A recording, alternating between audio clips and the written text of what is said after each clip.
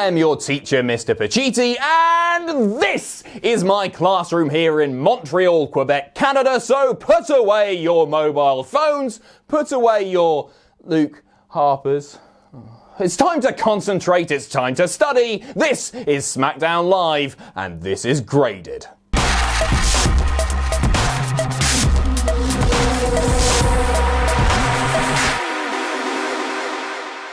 We kick things off with the Kevin Owens Show. This week's host is Kevin Owens, and he comes out to a tremendous home province pop, probably the biggest of the night, possibly the biggest of the past 2 nights. He speaks in French, which I won't attempt to do, and his guest tonight is none other than the WWE Champion, Kofi Kingston. Kofi comes out and says what an amazing moment it was for his fans, his family, to win that WWE title at WrestleMania. Je suis champion! There's your French. Xavier announces something that I think most of us already knew, that Big E was injured on last week's SmackDown. He voices his frustrations about Raw stealing half of the SmackDown roster and says that he has a YouTube show to make, and if he doesn't see Tyler Breeze on tonight's episode of SmackDown, he's going to go mad. Spoiler, no Tyler Breeze. Owens says that tonight Kofi and Xavier are booked in a tag match against Shinsuke Nakamura and Rusev, and asks, maybe, just maybe, do you guys need a little help from the Big K? No, wait,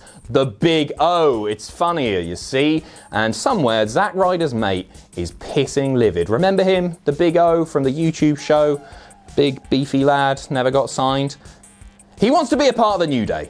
Xavier asks if he thinks he's up to it. Cue some pretty fantastic gyrating from Kevin Owens. Sorry, the Big O. He puts the shirt on. It doesn't cover too much of his body. He puts a horn on, and he's in the group. Cut to backstage, and Cesaro approaches Nakamura and Rusev and asks if they want to even the odds. Do they want to team with him tonight, making it a 6-man tag? They approve. That's your lot. I'm giving this a B+. Often in wrestling, but especially WWE, the comedy written isn't especially funny, but this was entertaining from start to finish. If Big E is going to be away for a few months, then I can't think of a much better replacement for him in the meantime than Kevin Owens. The guy is just finding his feet as a babyface, and this will allow him to flex his comedic muscles and be that lovable, snarky, sarcastic babyface that I think we all know he can be. Out next is the first superstar on SmackDown to be shaken up. He's over from Raw. It's none other than Finn Balor, except he's been rebranded as Fergal Lovelength. And normally, I'm anti-rebranding of established WWE superstars. It never makes that much sense, but this is so in-fitting with his character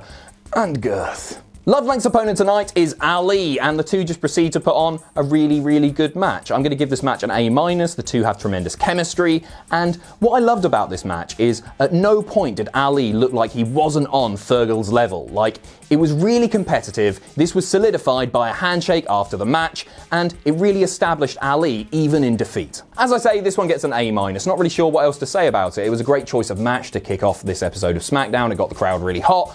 It made perfect sense, Fergal winning after he put over Andrade on this week's episode of Raw, and it made me want to see more between these two. Yes, please. Next up is Carmella, accompanied by R-Truth. Her opponent tonight is Charlotte in Charlotte's first match since WrestleMania. Pretty standard match, really. Charlotte healing it up. Carmella gets in a reasonable amount of offense, but ultimately taps out after she's locked in the figure 8 woo. The match itself gets a C+. It was fine, but what happens after the match is a little bit more interesting. Charlotte celebrates walking up the ramp. The camera cuts to Carmella, and then we hear Lars Sullivan's music hit. He walks down to the ring and predictably kills R-Truth, but fortunately doesn't kill Carmella, who manages to get out of there. Lots of people saying that R-Truth isn't worthy of being killed by the freaky legend killer 2.0, Lars Sullivan. He's not on the same level as Kurt Angle, as Rey Mysterio, but I'm going to come to his defense here, because he can still go, and Get Rowdy was a bloody great song. So yeah, Lars gives us a big smile, and then goes backstage to dye his teeth yellow and kick some babies or something. That's not fair. He's better than Snitsky. Out next is Becky Lynch. There is a lot to talk about here, so let's get Becky's promo out of the way, as it's probably the least interesting bit. She says that she's going to defeat Lacey Evans as well as anyone in her path to continue being Becky Two Belts. Then out comes Ember Moon. Very happy to see her on SmackDown. She wasn't really used properly on Raw. I know she was injured for some time. I would argue that this would have been a bit more impactful had we not seen her at WrestleMania in the Battle Royal.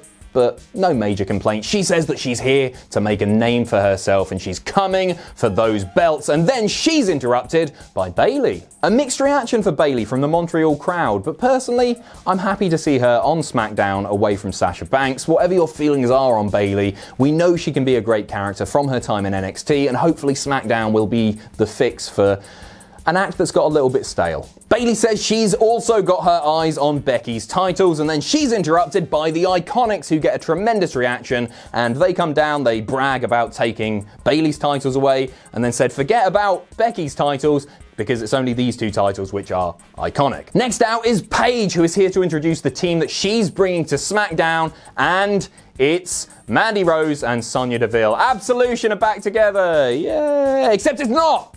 It's Asuka and Kairi Sane. So all 8 women start to brawl, and this sets up a very predictable 8-woman tag team match, but before we get to the match itself, I'm going to give the promo a B. I do have concerns about Sane being split up from Shirai when their storyline hasn't really reached a conclusion over on NXT. Man, it really feels like NXT got dicked over this week, doesn't it? But I don't mind it too much. Sure, I'd rather see Asuka as a singles competitor, but with a still emerging women's tag team scene in the WWE, I do understand why more teams are needed. That said, they could have accomplished the same thing by bringing up the Sky Pirates together. But maybe, just maybe, playing devil's advocate a little bit here, that means that they've got big things in store for Shirai on NXT, and I'd like to see that too. The match itself was alright, it gets a B-, a predictable babyface win following a match that allowed all of the newly drafted women to show off just a little bit. Kairi Sane picks up the win for Team Babyface following the insane elbow. I'm still excited to see where all of this goes. Personally, I'd like to see the IIconics hold onto those belts for a few months at least via lots and lots of shenanigans, but with Asuka and Kairi Sane now teaming up, I think that's in question. Time will tell. Next up, it's the New Day featuring the Big O, the New Day taking on the team of Cesaro, Rusev, and Shinsuke Nakamura. But first, we get a nice little promo from Buddy Murphy, who has been drafted to SmackDown from 205 Live. Really happy about this. I think he's done absolutely everything that he can do on 205 Live. There's been talk of him going to NXT, but I'm glad that's not happening. I think SmackDown seems like the perfect fit for him, and he'd be a great first feud for Fergal Love Length.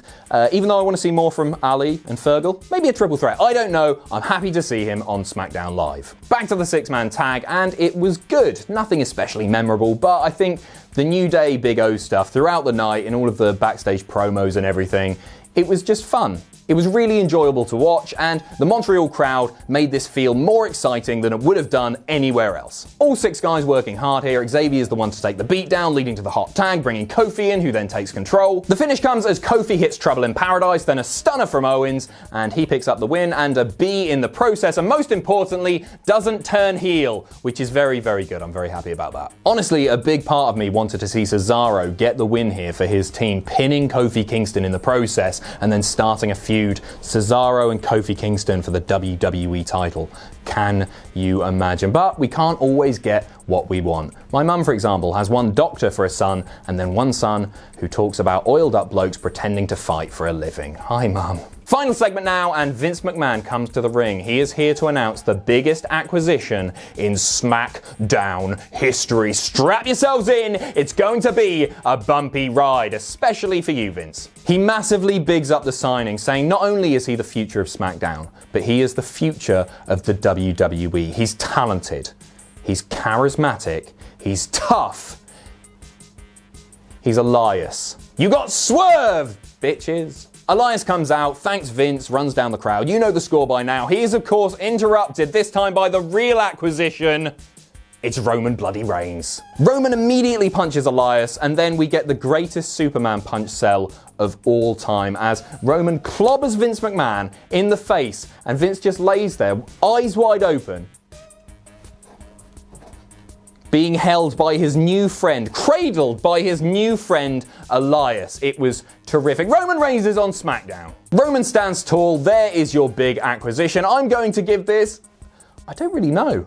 I'm going to give this an A-, because I like the swerve. And more importantly, I like the fact that it looks like Roman might just feud with Elias for a little bit, despite the fact that they both just come from Raw anyway. But if that keeps Roman Reigns away from the WWE title picture, then that's a good thing, because if there's one way to turn Roman heel by accident, it's by having him dethrone Kofi Kingston this early on. This episode of SmackDown gets a B. It felt disjointed at points, but you're always going to get that in Superstar Shakeup episodes of the show, and that's totally fine.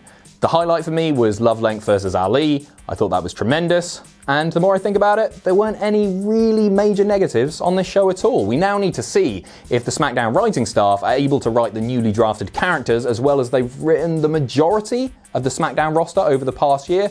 I'm optimistic. Before I go, I've just seen that Alexander Wolf has tweeted while I've been recording saying goodbye sanity, which I guess makes sense, but also goodbye WWE, which is pretty gutting if that turns out to be what I think it may be. He's a guy who never got a chance to prove himself on the main roster, genuinely one of the best German wrestlers in the world today. He's a vegetarian, a German vegetarian. He fears the worst. Thanks for watching. Let us know what you think in the comments down below. You can follow us on Twitter at Cultaholic. You can find us on Facebook at facebook.com/Cultaholic. If you enjoy what we do here at Cultaholic, you can pledge to us on Patreon. That's patreon.com/Cultaholic. And most importantly, don't forget to hit subscribe and join us.